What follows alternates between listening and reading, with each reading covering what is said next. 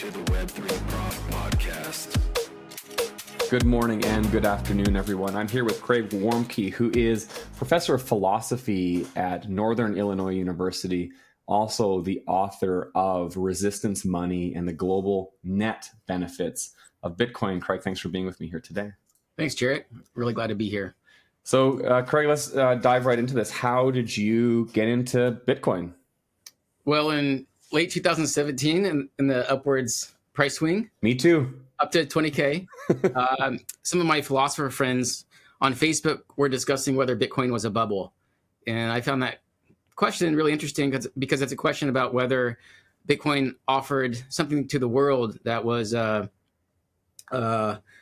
would match its price. And so, in order to answer that question, you have to dig into Bitcoin's fundamentals and what the world's like and what it actually does offer the world. And so through the spring, I started reading things like the white paper and other books. And I quickly discovered that Bitcoin was really important, that it would play an important role, not only for people with poor financial infrastructure, people trying to escape capital controls, people whose transactions are censored, or journalists and whistleblowers who have to deal with totalitarian governments, and then people suffering under hyperinflation. I thought, well, this isn't just going to be a useful tool for human flourishing, but probably at some point a tool of financial statecraft. And so I, at the time, began to devote almost all of my research time to Bitcoin. And that was, about 6 years ago. And I think in some ways that prediction it has been borne out, and in some ways it's starting to. Tell me, you wrote a book, and you're also a professor. How does that tie into? How does you being a professor tie into Bitcoin? And then tell us a little bit about the book. Well, it's interesting because if you look at the state of higher education in the United States, it's quite left-leaning. And then at the same time, people associate, especially academics, associate Bitcoin with the right and with libertarians. And so there isn't much respect for Bitcoin. If you look at, if you search Google Scholar for Bitcoin papers, what you usually see are papers by computer scientists, often legal scholars, and not really much else. So when I started to do research on Bitcoin, there was almost no work done in philosophy. Some work done by economists, especially economists like Will Luther and Josh Hendrickson, who now do work for Bitcoin with the Bitcoin Policy Institute. But so as a result, it's been a challenge. It's been a challenge to get people to take Bitcoin seriously because you have to overcome these kinds of biases. And it's not just the attribution of political bias. There's also accusations of financial bias. So the first thing people often ask is well, do you hold Bitcoin? And then of course the implicit assumption is, of course this guy does. And so of course we can dismiss what he says because he's just trying to pump his bags. Right. So I've had a chance to teach one Bitcoin course to graduate students here in our master's program in philosophy, using the manuscript for Resistance Money. But otherwise, my teaching here is quite separate from my research on the day-to-day. So I devote almost all of my time to Bitcoin. But what I teach is logic and metaphysics and epistemology and stuff like that. Holy cow. Yeah. So tell us about the book Resistance Money and the Global Net Benefits of Bitcoin. Well, it's when we started writing about Bitcoin, as I mentioned, there hadn't been much work done by philosophers, and we think that in order to evaluate Bitcoin overall, and whether it's overall beneficial or negative for humans worldwide, I think we thought you needed to have some tools from the philosopher's toolkit. And so not only did we bring those tools and use them in our book, but we wanted the book to be accessible and fun to read. And so we spent 3 or 4 years, raking this writing the manuscript and raking it over the coals to make it concise and fun and accessible. So as a result, we've gotten some good reviews. It's being passed around in the halls of Congress and some financial institutions. And so, it's the kind of book that you can give, to lay people, and by that I just mean like non-academics and non-computer scientists. And what we do is we start out by explaining what Bitcoin is and how it works and how it fits amongst other financial and monetary assets. And then we propose this thought experiment where, you like take a pill which erases your memories about who you are, whether you're male or female, how old you are, how wealthy you are, where you live in the world, and whether or not you live under responsible central banks and monetary regimes and authoritarians and so on. You just have no idea who you are. And so this behind this veil of ignorance, you have to answer this question about whether you'd want Bitcoin to exist or not. And so you could either enter back into the world where Bitcoin exists, so enter into a world much like ours, or enter into a world where you've erased Bitcoin out of existence, where the world pretty much goes as it has been going, but without Bitcoin or anything like it. And so what we do is we provide the reader with all the arguments and the evidence necessary to answer this question. And of course, as the authors, we think that Bitcoin provides opportunities for human flourishing and is a net benefit to the world. So let's talk about some of that exactly, because I like the story of like what good does Bitcoin do for the world aside from price speculation. And so you guys talk about Bitcoin's humanitarian potential, okay, over the speculation. So can you share some examples where Bitcoin has already demonstrated its value as a tool for financial freedom or societal empowerment? Sure. It's been doing this for over a decade. So if you look back to 2010, even 2011, back when Bitcoin was an infant, around that time, Julian Assange's WikiLeaks suffered a worldwide financial blockade. Visa, PayPal, the banking systems worldwide, they cut WikiLeaks off. They were financially excommunicated. And so as a result, that cut into something like 95% of their revenue.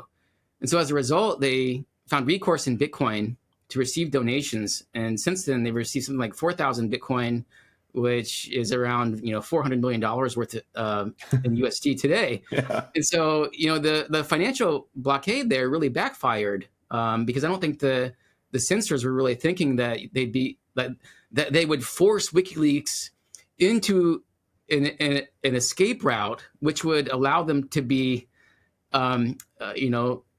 wildly profitable and give them decades of runway. So that's one instance. Another instance, which is a bit more tragic. I mean, the Assange story is itself fairly tragic. Yeah. But even more tragic is the case of Alexei Navalny. So around 2015 and 16, Putin enacted a kind of financial blockade to Navalny because Navalny was a kind of political enemy, and as a result, they sought recourse in Bitcoin and they raised something like 650 Bitcoin. And as a result, they have, something like, $70 million worth of Bitcoin. At least they've raised that much. And then, after Navalny passed away while he was imprisoned, I had a long heart-to-heart with his CFO of the Anti-Corruption Foundation. And they used Bitcoin to pay for his funeral. There was no other way to do it. Wow. And then, relatedly, in the wake of the Russian invasion of Ukraine, we have a Ukrainian minister of finance saying that Bitcoin was a lifeline to people when the banking system completely collapsed. It was not open. And around this time, I guest taught in our business school here at NIU, and I was talking about these sorts of things. And I had a Russian student who said, their family has been using Bitcoin for remittances because of the U.S. sanctions on Russia. Another personal story. So I was in Nashville a few years ago, and I had a Venezuelan Uber driver, and he was in the United States and had bought a home. and he was able to flee Venezuela because he and his friend had started buying Bitcoin on Kraken, from like 2013. And so like when you gain people's trust and they're from other parts of the world, they will tell you about how Bitcoin has helped them. And then, there are other stories like as recently as just a couple of years ago, Bitcoin accounted for up to like 10% of transaction volume in sub-Saharan Africa. That's enormous. Right. And so, Bitcoin has been used as a tool to escape hyperinflation, as it's been used as a payment system because it runs 24/7, 365. So when the banking system is closed or when it fails, people find recourse in Bitcoin. Of course, not only Bitcoin, there are other networks and there are stable coins and so on. But Bitcoin is the most censorship-resistant monetary network on the planet. And so it's not a surprise that people seek it out when they need it. Yeah, that's amazing. Those are such great stories, right? And I love the idea of remittances, right? Being able to efficiently send money to your struggling family in a foreign country and being able to do it quickly, being able to do it cheaply. It's remarkable, right? Absolutely. So my co-author, Bradley Rettler, he first grasped the value proposition of Bitcoin because he grew up in Singapore. So this is kind of confusing because I have another co-author, Andrew Bailey, who lives in Singapore.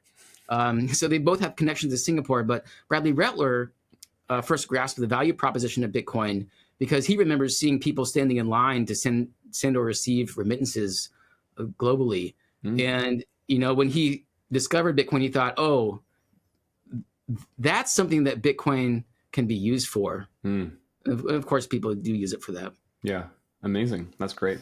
Yeah. In your book, you guys describe Bitcoin as a neutral money network. How does its neutrality set it apart from traditional finance systems or even other cryptocurrencies? Yeah. Well, I mean, under ideal conditions, central banks are politically independent. And so this is how it's supposed to work in the United States, and it pretty much does. So, if Donald Trump says in February coming up that, we need to devalue the dollar, we need to raise interest rates, we need to lower interest rates. Jerome Powell, the chairman of the Federal Reserve, the chairman of the Central Bank of the United States, can say no. And he's well within his rights to do that. And he's not, he won't lose his job for doing that. Right. And in fact, he's done that in the past. He has done a pretty good job of being politically independent, but it doesn't always work this way. And so in some countries around the world, the central bank is an arm of the federal government. And so as a result, we do see people devaluing their currencies, sometimes at an irresponsible rate.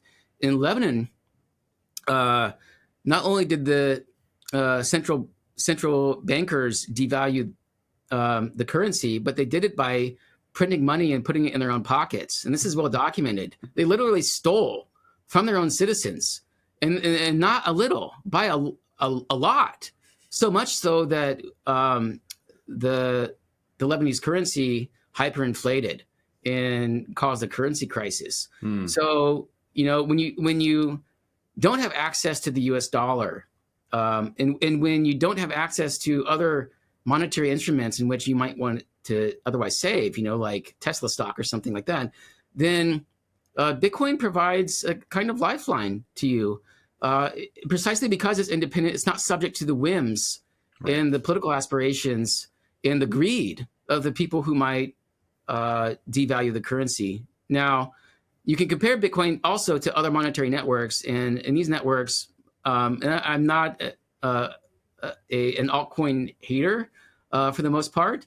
I think a lot of them are scams, but I think a lot of them are good faith projects meant to, offer things that Bitcoin does not currently offer. And, even so, a lot of these tokens have been apportioned to founders and insiders at a rate of something like 50 to 70%. Right. And it's what you'd roughly expect from like a tech startup. And so I think of these tokens in some ways as like equity in these kind of crypto startups, and that's fine. I think people should be able to do that, and especially if they offer a useful product. And I use some of these routinely because I find them fun, and I think the innovation is exciting. But I think people should know that when you hold these tokens, what you're holding is a token over which like a group of insiders has foundational control over development. And in some ways, since the tokens also serve as access to power over which transactions make their way to the ledger or the blockchain, that there's an additional potential locus of censorship just in the token holders, so the insiders holding a vast majority of the tokens. Right. Yeah. Oh yeah, that's great. So you're not a Bitcoin maxi. I'm not a Bitcoin maxi. I would say that I'm a person who believes in a kind of Bitcoin first thesis, where Bitcoin is special in ways that other networks are not special. It's special precisely for the thing that you mentioned earlier, that it's the most neutral monetary network in the world. And it's neutral because there were no insiders. Right. Satoshi himself, the creator of Bitcoin, had to pay for Bitcoin in the same way that everyone else has ever had to earn Bitcoin, through proof of work mining. Yes. And of course, he was the first and he was the earliest, so it was easier for him to do it. And there was a kind of these waves of adoption. Some of them occur earlier than others, and so some people are earlier, and some people can profit more by having been closer to the information chain. But there were no insiders, and because there are no insiders, because proof of work through the mining process gives you this constant churn in the power players over who has control over blocks and which transactions appear in them. Right. Bitcoin really is the most neutral. Yeah. I mean, that's remarkable. The idea that there was no pre-mine in Bitcoin, and that Satoshi started from the ground floor. Are you a libertarian? I'm not. So that's one of the reasons why I find some of these obstacles in talking with colleagues and other academics so frustrating, is that although I do have some conservative sympathies, I'm not a libertarian. Okay. And so when someone like Paul Krugman calls Bitcoin libertarian derp, or he says things like Bitcoin is like a techno babble wrapped in a cocoon of libertarianism or something, like, well, not really. I mean, like, I can see why libertarians like it for sure. It's non-state money, and I can see why progressives who favor state intervention would not like it. Right. But even so, like, I'm more of a pragmatist. I care about which kinds of things actually work in the world that we actually live in. So not only is that why I'm not a libertarian, but I'm also not pro Bitcoin because of any like libertarian viewpoint. Oh, interesting. Yeah. You're a good guy to go to the other side of the aisle and onboard people, because you maybe sympathize with some of the more left-leaning ideas, I guess. Well, yes and no. So I think our book Resistance Money is one of the best books you can give to someone who is left-leaning and has some curiosity about Bitcoin. Precisely because we don't build any of these like political assumptions in. We make the simplest case for Bitcoin possible. Yeah. And we use as little theoretical baggage and ideological baggage as we can get away with. But in some ways, I don't speak the language of progressives, and they can smell it. I'm more skeptical about politics and about being committed to a political ideology, and I kind of just want to mind my own business and be left alone. So that I do have like a libertarian streak, but I'm not a libertarian, but I'm also not progressive. And, for these kinds of people, what I do is I send my co-author, Brad Rattler, the one I mentioned a minute ago, who grew up in Singapore, because he is publicly progressive, and he does speak this language, and he doesn't put people off, and it doesn't appear dishonest. Interesting. But he truly thinks that, despite Bitcoins being non-state money, it does benefit people in the ways that progressives would like to see people to be benefited. Right. Yeah. Oh, that's pretty cool. I like that you kind of have this, this interesting perspective on, I guess, your philosophical or political stance. So Bitcoin's often touted as a lifeline for the unbanked or the underbanked, people in poverty. Yeah. What barriers still exist for these populations, and how can the Bitcoin community address this? Well, we have quite a bit of evidence about why people are unbanked, and we have the World Bank actually for the evidence that we do have. They run surveys globally every couple of years, and they produce a slick document, and it's freely accessible on their website, and you can look at all the data. And what they do is they ask people, why don't you have a bank account? And they do this for people like not only in the United States, but in places like Nigeria and India and so on. And what you find is that people avoid bank accounts for a variety of reasons. One reason to avoid a bank account is that you just don't have enough money to have a bank account in the first place. And so why like if you don't have any money to store, you don't need a place to store it. Right. And so of course Bitcoin is not going to help these people, but Bitcoin might help these people on the margins. So one of the reasons people don't have bank accounts, in addition to being poor, is that banks charge fees. So there are sometimes thresholds for having a bank account in the first place. If you're poor, you're not going to meet them. Right. There are also overdrafting fees, and there are fees you pay to intermediaries and so on. So if to the extent that Bitcoin lacks these fees and lacks these thresholds for opening up an account, Bitcoin can help them. Another way that Bitcoin can help the underbanked is that one of the most common reasons cited for lacking a bank account, and this is something like 30 to 35% of respondents, is that they don't trust the banks. And in a lot of countries, they shouldn't. Right. And well, what does someone mean when they say that they don't trust the banks? It's not that they don't trust the technical infrastructure. Right. It's that they don't trust the people. Right. Who are overseeing the technical infrastructure. And those are trusted parties. And Bitcoin was designed to avoid them. It lacks them. And so Bitcoin can help them. The banking systems worldwide also require a lot of documentation. And this is quite burdensome, especially for refugees. If you've left that documentation behind in the country that you've immigrated from, then of course you're not going to have it. Well, Bitcoin doesn't require documentation. All it requires is an internet-connected device and the internet itself.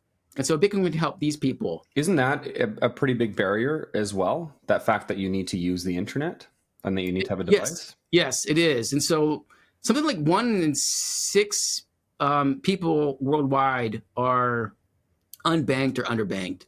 And so Bitcoin is not going to help, 1.5 billion people. And internet connected devices and having internet access isn't free. And so what we figure in the book, and these figures are skewed in favor of the skeptic, is that Bitcoin can help around 1/16th to 1/32nd of the worldwide population, who are, and these people are both underbanked or unbanked, and they have access to an internet-connected device and the internet, or could afford as much. Right. And so, it's just not, it's not as simple as if you're unbanked, Bitcoin it can help you. It's that if you have these resources and you're unbanked, then Bitcoin can help you. And that's a much lower figure. And what do you think? I don't remember the number you said, but it's like 100 million people globally, you think? Yeah, I mean, so that's let's see. Yeah, that would be hundreds of millions of people. Okay. Which is not nothing. Yeah, it's definitely not nothing. Yeah, right. And so when you talk about people in these impoverished situations, do you have any sense of like, well, they need to be making at least $100 a day to be in this category, or $50 a day, or like do you have a sense of what that threshold is, just for context? I don't, because in part it's going to vary from country to country. Right. So especially in some places, people have cheap access to internet connected devices. So, and there's hope for optimism here. So, like the IMF and the World Bank, they've done some great research. There's another organization. I don't want to mangle the name of it, but it has something to do with financial freedom. And I've seen some of the studies they've done, and the studies show that to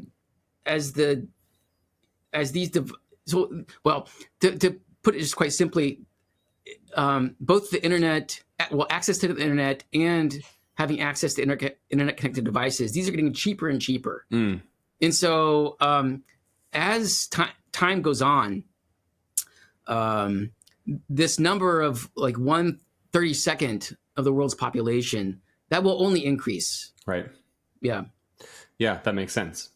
When we look at challenges that we face globally, from hyperinflation to authoritarian regimes, Bitcoin's often been touted as this refuge during these crises. And you've referenced, a friend or someone that you had met from Venezuela and the situation in Lebanon. How do you see Bitcoin's role evolving as global economic and political uncertainty continues to seemingly grow? Right. Well, something like 1/2 of the world's population lives under an authoritarian regime. Really? Yeah. Oh, wow. Yeah. I didn't realize it was that much. Yeah. And so all of these people are people who might be able to benefit from Bitcoin. Now, there's a question of the on and off ramps. So these are the bridges between the fiat world currencies that people are born into, and then the Bitcoin network. And in some places, you might have pretty effective blockades on these bridges to prevent people from getting into Bitcoin land. But I think that's increasingly becoming harder. Harder for them to block it. Harder for them to block it. Why is that? Easier for them to access it, because the internet's hard to block. And it's just easier. It's become easier and easier to find other avenues. And so if you think about email and just access to the internet, it's really hard, even in places like China, to throw up the blockades and think that you've succeeded, at 80 to 90 to 100% effectiveness in preventing people from seeing information that you don't want them to see. And what Bitcoin does is it sends transactions are just data. And so when you fling Bitcoin around from address to address, fundamentally what's going on under the hood is that you're sending these data packets. And so as long as you're using like something like a VPN, as long as you can find a bridge somewhere between fiat world and Bitcoin land, you'll be able to find a route around the sensors, which people do. Right. Yeah. So how does it work though? If like my pesos are stored in a bank account and the bank has blocked the ability to transfer any money to an exchange, in my view, this seems like the most effective way for regimes to stop the use of Bitcoin. But are you suggesting that that's becoming more difficult for them to block that as well? I think that's becoming more difficult. Yeah. And I don't know what routes people take around the world, but people find a way. Right. Just like Jurassic Park, life finds a way. I mean, yeah, people always find a way, Yeah. whether it's to do bad or good things. Yeah. People certainly are resilient and Yeah. have the unique ability to find a way. Yeah, and I agree. That's a really potent way to prevent people from finding Bitcoin. It certainly doesn't stop people from transacting peer to peer, like pay cash for someone else's Bitcoin. I mean, that's impossible for these regimes to stop, right? Right. So yeah, that's exactly right. And so what you can do is you can find these peer-to-peer networks on which you can trade fiat currencies for cash, or try to find bridges that will take something like US dollars for Bitcoin. Right. And you can use tools like Strike and other such tools to do it. Right. Yes. Yeah. Okay, that's great. Critics argue that Bitcoin's energy consumption, and I think this is a favorite topic of mine, is the challenges around energy consumption and scalability challenges hinder its adoption as a global monetary tool. What do you think of that idea? Well, I think the concerns about Bitcoin's environmental footprint are overblown, and we can trace the misinformation about this largely to two people, or two sources. One is a Dutch central banker named Alex de Vries, who long ago went under the pseudonym Dogeconomist because he was a fan of Dogecoin. Now he goes by the name Digiconomist, and he was using faulty metrics to estimate Bitcoin's environmental footprint and overestimating them by a large factor. Another source is this paper, which is one of the most widely cited papers on Bitcoin mining, and it's people call it Mora et al. So Camilo Mora is a scientist. I think he was at the University of Hawaii or something, and a bunch of undergraduates. This is well documented. A bunch of undergraduates together co-authored this paper on Bitcoin's environmental footprint, saying that it would raise the global temperatures by 2 degrees Celsius. And their model was completely faulty. It had a number of flaws, mostly like fundamental flaws, like thinking that Bitcoin's environmental footprint would scale with the number of transactions. And that's just not how Bitcoin works. Bitcoin's throughput on the base chain, which is what's important for mining, is something like 5 to 7 transactions per second. So the more that Bitcoin's used, the more Bitcoin transactions will occur at higher layers, like the Lightning Network, and so on. And so you just don't get like more emissions from more transactions. Right. And so their model had already been wrong by a factor of 2 for Bitcoin's emissions by 2020, and it's just been wildly off since then. And so when you look at the scary headlines from 2020 on about Bitcoin, being a significant contributor to global warming, often the root of those headlines is this paper by Camilo Mora and his undergraduates. And the et al. Is the undergrads. That's right. That's right. So he's sending out first-year students to fundamentally collapse a $2 trillion asset. Yeah. And what's sad about it is that that paper occurred in a journal called like Nature and Climate Change. It's like a pretty prestigious journal. Wow. In that very issue, there were 2 or 3 responses which pointed out some of these flaws. And there's another flaw that we point out in the book that was discovered by my co-author Andrew Bailey, which is that there was a unit error, in the model. Like so, it skewed things by a factor of like 10 to 100 or something, and so this was an irresponsible piece of scholarship. But like we all, write false things from time to time. What's upsetting about this particular one is that it's gained such mind share in policymaking and in the wider public through the media. And so like both de Vries and Mora and others, these are cited in like White House reports and so on. And it's just upsetting that, it's fake news.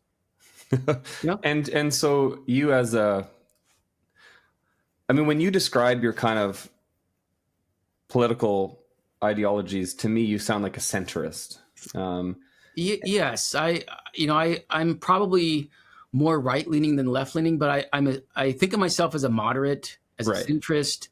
So when you look at the sustainability challenges that Bitcoin faces, and when your co-author, who's progressive, who I would imagine has a high value for the environment, if he's kind of a stereotypical progressive, you guys can look at this and you can say objectively, well, it's not harming the environment in a meaningful way that causes you kind of value problems where you're like, actually, this doesn't align with my values. You're okay with it. Yes. Now, so there are two things to say. Number one, if the Bitcoin price were to skyrocket to like millions of dollars tomorrow, that would be harmful to the environment. And the reason is that as the Bitcoin price skyrockets, so does the Bitcoin reward for mining each block of Bitcoin. And so that would incentivize people to mine with more hash rate. So because it's more profitable to mine. Yeah. And so what you might see is people bringing on like old retired coal plants and so on to mine Bitcoin. I see. And that would be bad. I see. And we're honest about that. And we're honest that, like Bitcoin does have negative externalities, especially with its like carbon equivalent emissions. But the question is not, like whether it has externalities, it's like how bad are they? And are there ways to mitigate them? Right. And in the book, we describe a way to mitigate them. I mean, there are more ways, but here's one way. People who hold Bitcoin can like offset the emissions from holding Bitcoin by investing in green miners. And the reason why this works is that mining is a zero-sum game. So basically, if you and I are individually subsidizing the cleaner miners, we make it less profitable for the dirtier miners. And so at the margins, this pushes them off the network and makes the Bitcoin network more green. Just to be clear, you're referring to buying the stocks or the shares of companies that are using sustainable energy to mine Bitcoin. Well, is that what you're suggesting? Well, I'm not suggesting that per se. But that would be one potential route to go. What I'm specifically referring to are the ideas in a white paper by Andrew Bailey and Troy Cross, where they lay out this idea. And the idea would be to find Bitcoin miners. You'd probably need like a new investment vehicle. And I think they're currently in development. So this is a reason for optimism. The reason why I hedge so much is because, like if you take some of the greener miners like Iron or something, who use renewable energy sources for mining, and if you buy their stock, well, it's not necessarily the case that you're like offsetting your carbon emissions from holding Bitcoin, because what they might do, I'm not saying they do this is just an example, but what they might do is just like buy more Bitcoin. And we do see miners like Marathon and some others right now. They are issuing debt and diluting shares to just buy Bitcoin. Right. And so it's a bit more complicated, but I think it's a reason for optimism that there are ways to mitigate Bitcoin emissions. And like the other big one is there are mining companies who use methane from like landfills, and methane is like 65 to 85 times more detrimental to the environment than carbon emissions are. And so what these miners will do is basically like capture this methane, which otherwise would have been flared or vented into the atmosphere, and they use the methane in order to mine Bitcoin. And so it's not impossible that the Bitcoin network could turn its carbon emissions like negative, basically, right, just by using methane that otherwise would have been vented in the atmosphere. Wow. Yeah, that's remarkable. It really is. I think that's so important for people to talk about and to become educated in, that this is a possibility, maybe even a reality of Bitcoin mining. So when we look ahead, what's your vision for Bitcoin's role in reshaping a fairer global financial system? How can we, as regular people, regular individuals, and communities contribute to this vision? Well, there are several ways. I mean, so one way is to become a Bitcoin developer and to expand its capabilities and make Bitcoin useful for more people worldwide.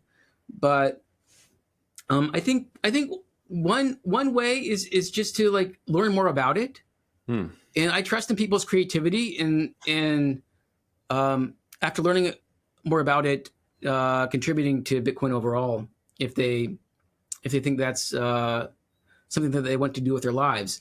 Now, I do think going forward that Bitcoin's going to become a kind of controversial and contentious issue, precisely because President Trump's endorsement of Bitcoin is going to trigger people into hating it. Right. So it's this kind of principle that like you hate things that the people you hate like. Yeah. And I think for a lot of people, that's just enough to decide, whether they like something or not. Yeah. And then in addition, I think you're going to see nation state adoption of Bitcoin as a neutral monetary asset for their reserves and for conducting trade, not necessarily to avoid U.S. sanctions, but as a neutral monetary network to trade with states and other countries that you may not trust entirely. And so as a result, what if Russia starts using Bitcoin on a more common basis for higher transaction volumes? Well, I think that's just something that we should expect.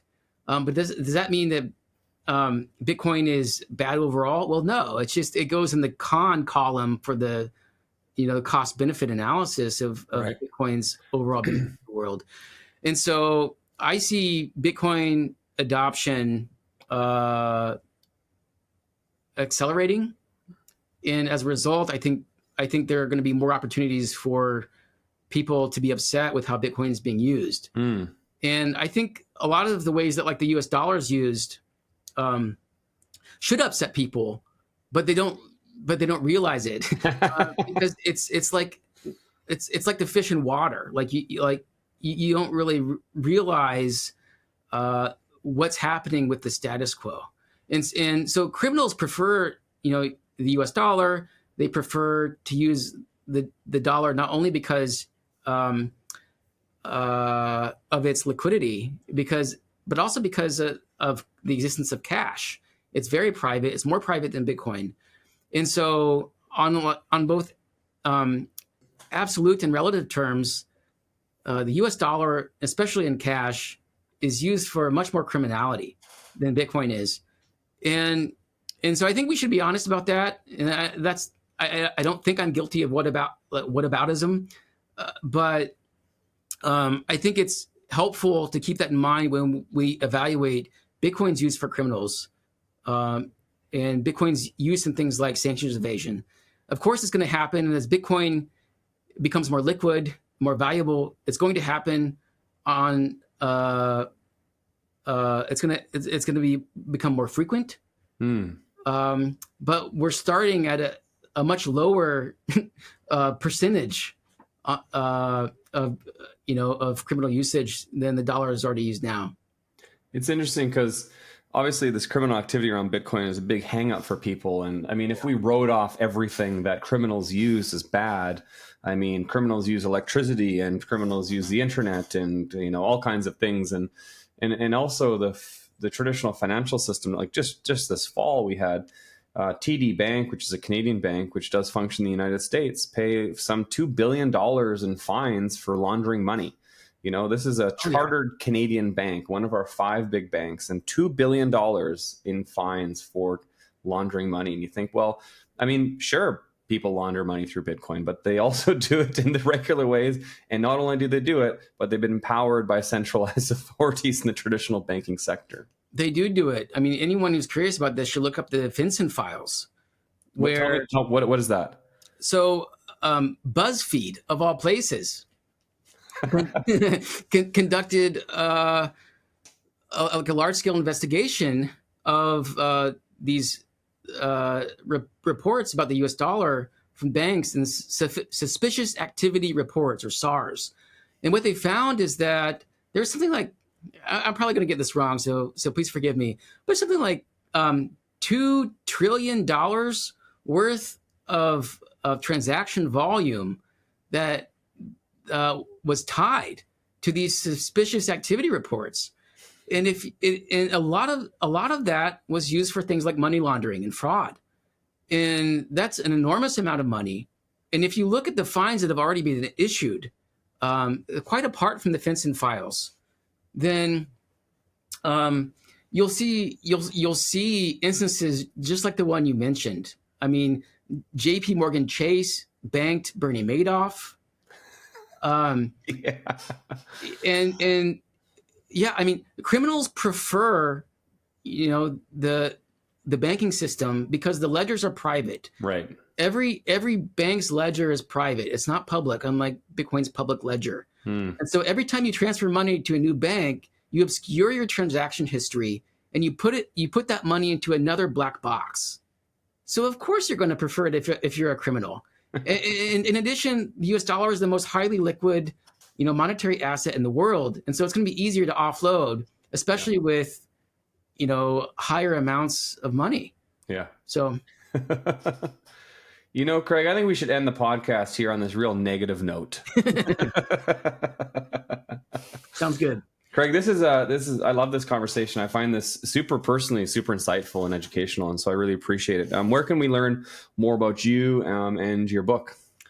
The best place to go is resistance.money.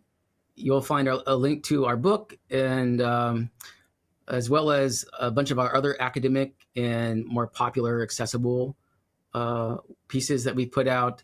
And please follow my co-authors, Bradley Rettler and Andrew Bailey. You can find them on Twitter at RettlerB and Resistance Money.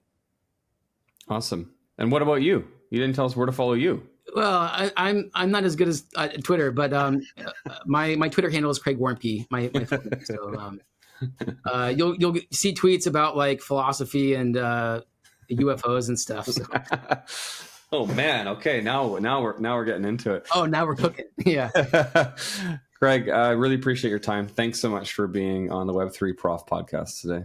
Thanks, Jared. I really enjoyed it, and I appreciate your thoughtful questions. Thanks.